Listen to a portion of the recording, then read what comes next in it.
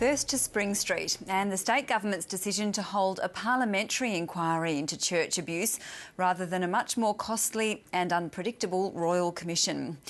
Police believe there have been at least 40 suicides as a result of sexual abuse in Victoria's Catholic Church. John Cain Jr is the former Chief Legal Advisor to the Baillieu government. He spent 5 years as the Victorian government solicitor, providing advice on the Bushfires Royal Commission and many parliamentary inquiries. This is his first television interview since leaving that position last year. Well, John Cain, thanks for joining us. Pleasure, Josie. Is a parliamentary inquiry comparable to a royal commission? A parliamentary committee is made up of, in this case, 6 members of the Parliament.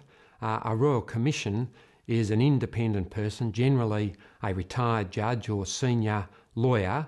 But probably most importantly, the difference is that a royal commissioner can grant leave to appear by various parties, so they have the ability to turn up and cross-examine witnesses.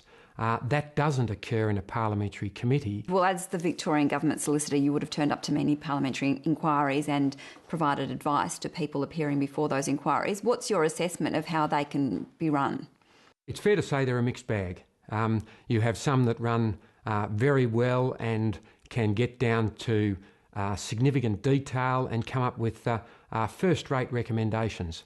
There's then a group of others that seem to inevitably turn into a party political fight.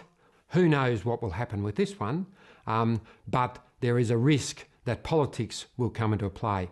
A royal commission, an independently appointed royal commissioner, is beyond that sort of party political influence. How do you describe the difference, the legal difference between the investigative abilities of a retired judge or a QC in a royal commission and 6 MPs? Politicians, they are driven by politics. They're not driven by necessarily the same level of forensic analysis and making or getting to the truth of matters in the same way as a royal commissioner and making recommendations that have lasting and long-term impact. So is this a pale imitation of a royal commission or a judicial inquiry? It's certainly not the same.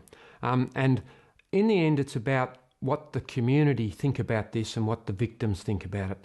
And if you go back to the bushfires, 2009 bushfires, you go and have a look at the Westgate Bridge disaster or the Longford gas explosion, you didn't hear after those events the calls from politicians and the community saying, we need to set up a parliamentary inquiry to deal with this matter.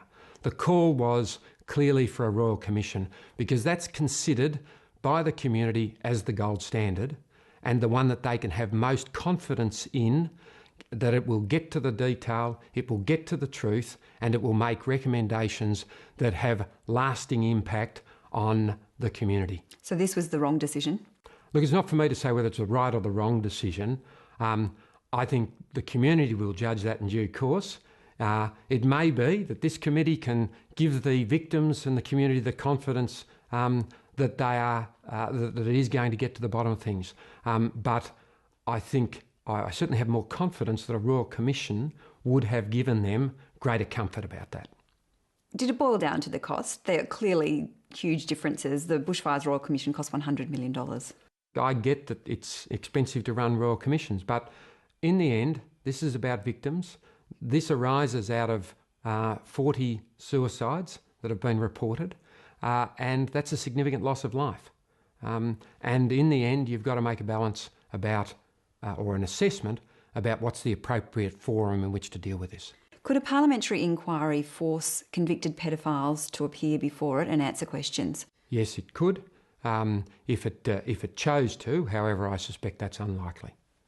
John Cain, you left your position 4 months after the Baillieu government came to power. Could you not work with that government? No, in fact, I worked with them for 4 months. I left at the end of my contract and I had declared to the former government that I would not be renewing my contract, having spent 5 years as Victorian government solicitor, a position I thoroughly enjoyed, but it was time to go and do something else. John Cain, thanks very much for your time. Thanks, Josie.